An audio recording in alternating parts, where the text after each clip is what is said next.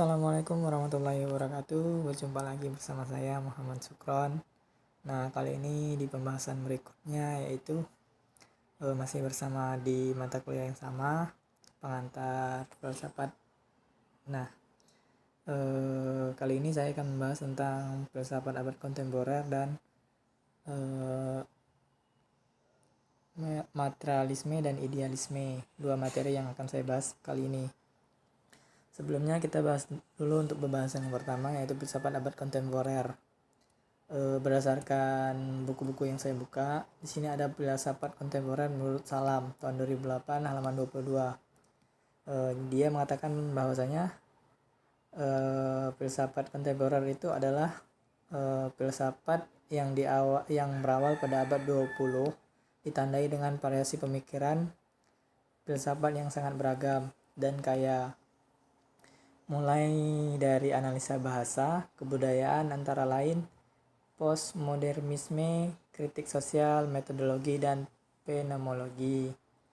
Nah, yang kedua itu ada praktisme, adalah suatu aliran yang mengajarkan bahwa yang benar ialah apa yang membuktikan dirinya benar dengan berpegangan pada logika dan pengamatan. Jadi logika sangat menjadi hal yang paling penting pada saat ini.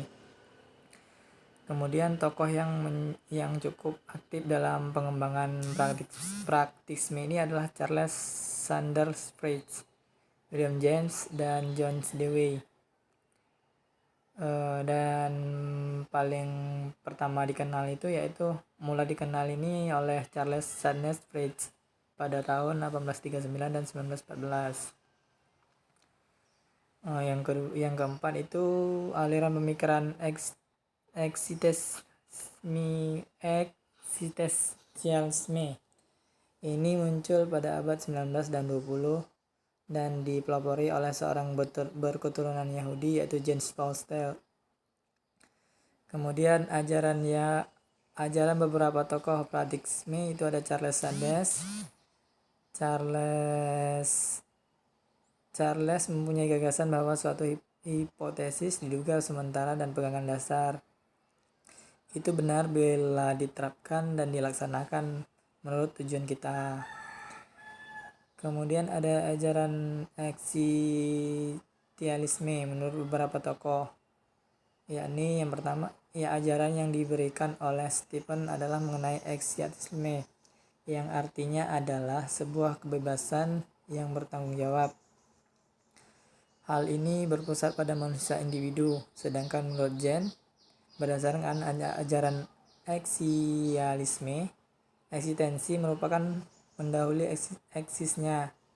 Hal ini berbeda dari tumbuhan, hewan, dan bebatuan, yang eksisnya mendahului eksistensinya, seandainya mereka mempunyai eksistensi.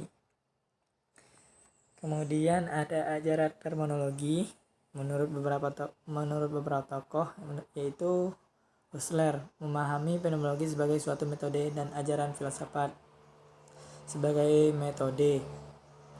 Husserl membentangkan langkah-langkah yang harus diambil agar pada fenomena yang murni.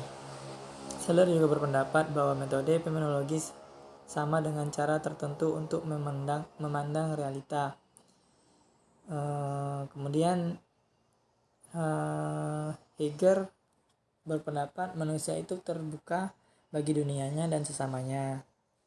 Mungkin untuk pembahasan tentang abad kontemporer sudah sampai saat itu.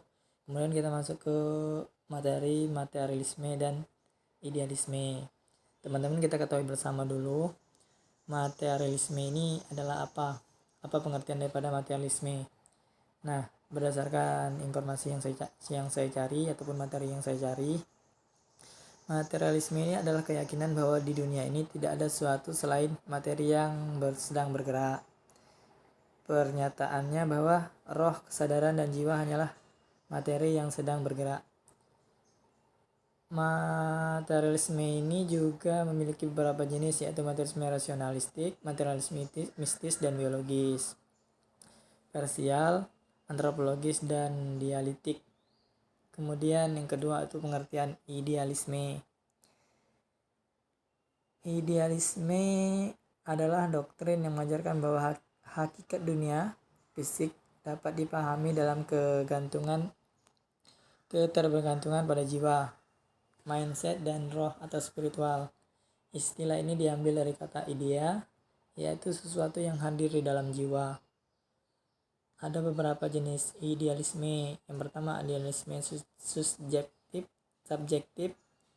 idealisme objektif, dan idealisme personal. Kita bahas untuk pertama dulu, idealisme subjektif. Ini adalah filsafat yang berpandangan idealis dan bertitik tolak pada ide manusia dan ide sendiri. Kedua, ada idealisme objektif. Ini adalah idealisme yang bertitik tolak pada ide di luar ide manusia, jadi di luar nalar pada manusia.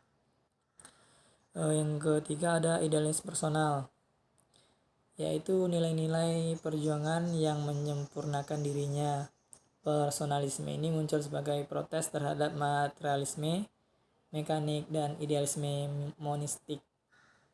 Mungkin hanya itu yang dapat saya bahas pada pertemuan kali ini. Apabila ada banyak kekurangan, saya mohon untuk dimaafkan. Akhirul kalam, assalamualaikum warahmatullahi wabarakatuh.